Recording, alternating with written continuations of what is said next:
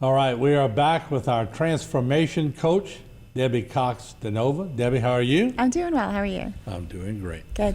What a great topic today. And I want everyone to really sit here and listen to this topic, because some of you have not called other people in years. So giving up grudges. Does it ring a bell? Debbie? What a topic. It is. It's a big topic. It's a hard topic for a lot of people.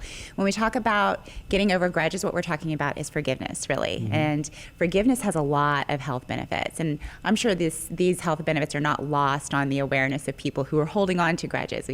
Physical health improves. We have mental health that improves. Sleep improves. We have productivity that improves, right? Our relationships with other people improves. And there's even a study that shows that you jump higher when you're able to actually forgive someone.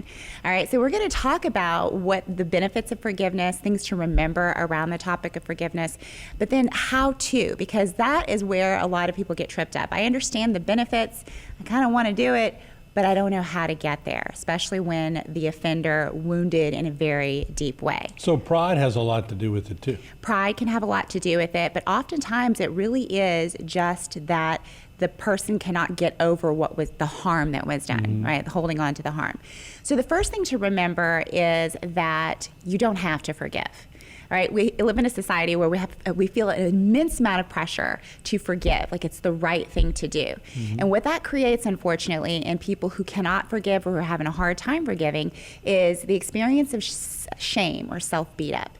So I really want you to hear me at home. You have a choice. You can actually move on with your life and not forgive if you so choose, okay? It should be a choice, and you should be able to go through the process of healing in your own time and get to the place of forgiveness if you so choose, okay? So that's an important thing to remember.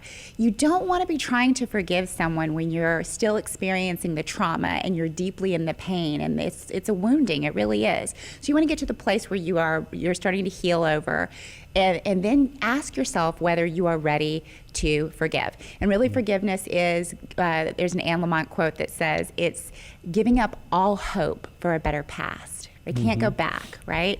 And you were just talking about, before we started, about how it's kind of like it's like holding on to coals and waiting for the other person to get burned, or we've heard drinking poison and waiting for the other person to die. And I've always said the person that holds the grudge is normally the one who gets killed.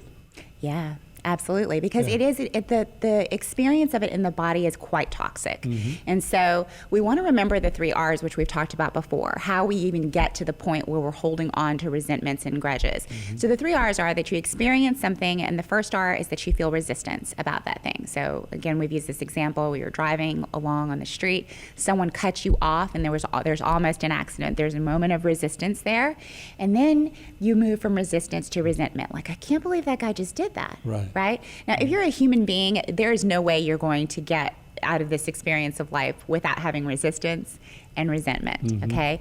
But it's right there at resentment that we need to check ourselves, because if we don't, then we move from resentment into the 3rd R, which is revenge. And revenge can look like a lot of things. It can look like you speeding up and flipping this person off, cutting them off, right? In real life, this is where you get into violence, retaliation, things that start to become toxic. And ironically, you oftentimes operate outside of your value system, and you often do the things that you were grudging on in the first place, right? Maybe your child is yelling at the other child and you yell, "Stop yelling," right? So there's this moment of like moving outside of your values. And unfortunately, with revenge and grudging, what happens is that oftentimes for a lifetime, you are holding on to this experience that's toxic to you while the other person goes off and lives a quite nice life. And that's my whole point. I used to tell friends, or it could be, everybody has had this situation before. Just go break the ice. Yeah. You break the ice, the grudge falls apart. Yeah. Just got to break the ice. It can, because what will happen is, well, first, the first thing to remember is this, because otherwise it creates this cognitive dissonance, right? If you have values that were violated by someone else, it's important to remember that you can both forgive someone and also not be complicit, not approve of what they did, not be inviting more abuse in the future. The brain is set up such that it is trying to keep us safe and secure. So oftentimes we have these things kind of commingled, like I have to hold on to this this grudge in order to protect myself from future harm. So it's important to remember that you can have boundaries. You don't even have to reconcile with the person, honestly, to forgive them. You don't have to ever speak to them again, which is really encouraging, because oftentimes, and I work with a lot of people who are still experiencing resentments toward parents that have passed away, or a partner that they will never speak to again. So you don't have to reconcile, you don't have to approve, you don't have to be open for more abuse in order to forgive someone and let them go. It's really an untethering. It's you not giving your power or your energy away to the offender anymore. And it actually, if you start to kind of reframe it as something that's a benefit to you and the people that rely upon you, instead of it as something that you're holding on to in order to keep yourself safe, just think to yourself, you're actually letting them go to free and liberate yourself. It's the only way. Yeah, and you can forgive someone, whether it's the male or the female. I'll forgive you. I'm not going to forget what you did. That's it. But we have to move on because of the children, maybe. Yeah. So, but I'm not going to forget. Yeah. But I'm going to forgive you just for the sake of the children moving on. I love that, because a lot of people have that tied in, that they have to forget in order to forgive. You do not have to forget in order to forgive. And in fact, if it's a safety issue, you probably want to remember.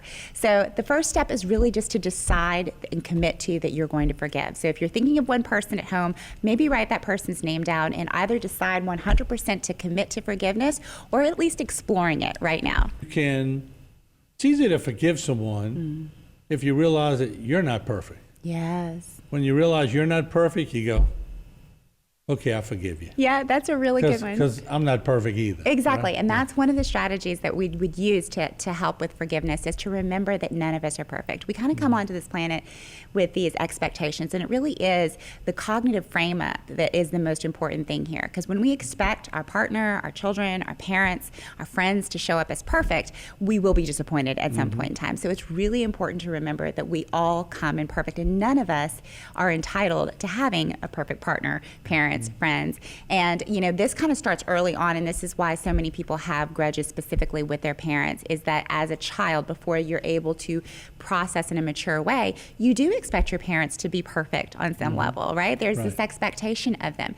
As we get older, if we don't check that, if we don't really evaluate that, then we can go on to really put these harsh expectations on our parents about how they show up, and forget they're actually flawed humans. We're all imperfect, and we ourselves need to be able to be not only aware that we have our own imperfections, our own ways of showing up as the bad guy. In a lot of ways, it's a definite, a certainty. You may not recognize it, but we are all showing up as the bad guy in some way. We're all rubbing salt in wounds and accidentally saying things that we shouldn't, forgetting our own entitlement and all of these things.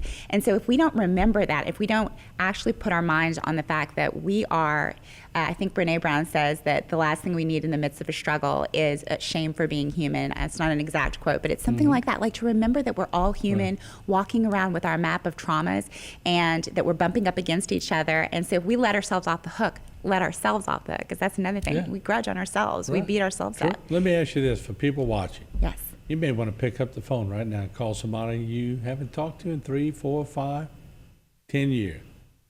How do they do it? Yeah. So the first thing is that you want to actually process through the emotions before you do that, so that you don't pick up the phone and make it worse. Because oftentimes what happens is we intend to have a conversation that's going to repair the damage, but then what comes up is the grudging, right? So if we don't process it in the proper way, then what happens is we may get there, and then we start blaming them, and they start defending, and then it becomes worse, right?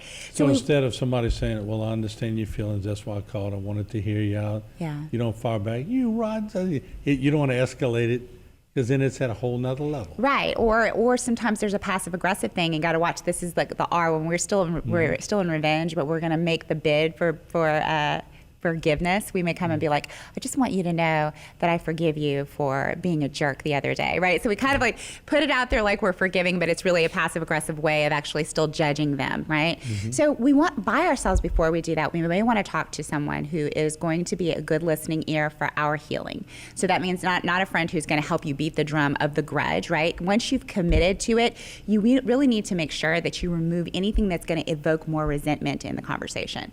Then you want to go into a process where you actually get those raw emotions out, processing those raw emotions. Maybe there's hatred, maybe there's some not nice things that you want to say. In therapy, they use a gestalt technique where you actually use an empty chair and you imagine the person sitting there and you say everything that you need to say in a safe space, all right? Or you could just baby step it. Maybe at home, you're not quite ready to be in forgiveness, but you wanted to explore it because you can feel how heavy it is to walk around. Right. You might want to ask yourself, what would it feel like to forgive this person, right? Or you may want to imagine the scenario again from a different perspective. We always imagine it from our first person's perspective, and what we end up doing because of negativity bias is hyper focusing on all the negative, and that's very dangerous because we can end up dehumanizing people, forgetting about the positives. So imagine it from behind their eyes.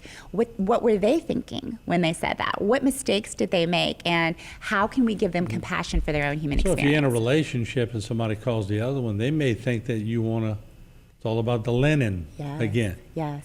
but maybe it's not. No, right, exactly. It's a very, very It's the burden, just let the burden go. letting the burden go. And then when you have a conversation coming from that compassionate and honest, authentic place of like, I was really hurt, and using those I statements and how you feel in order to bridge the communication, and remembering that true forgiveness actually offers something extra. It's not just about releasing what you're letting go, but what is it that you would like to offer? What are you hoping for them? Healing? Are you hoping, in the right scenario, you'll hope for the other person the same thing that you would hope for yourself. That's why you're a life coach. That's it. You ever hear Don Henley's song, Forgiveness?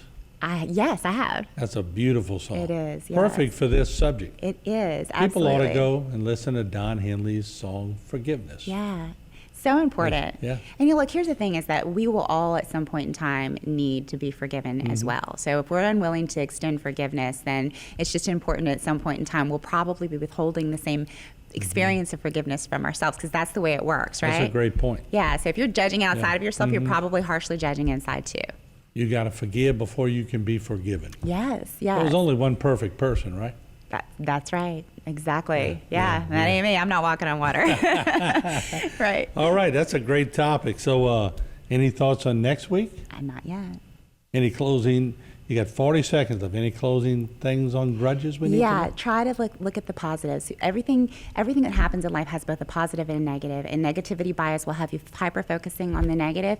Think about the fact that out of all of these experiences, you have the opportunity to learn, to grow more insightful, more compassionate. And so there's always a positive thing to look from, and it makes it much easier to release the negative when you can see the positives that have come out of the situation.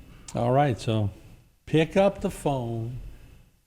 Find someone you hadn't talked to in a long number of years, shock them, and then break the ice. It could happen tonight. We'll see you again next time on Good Vibes.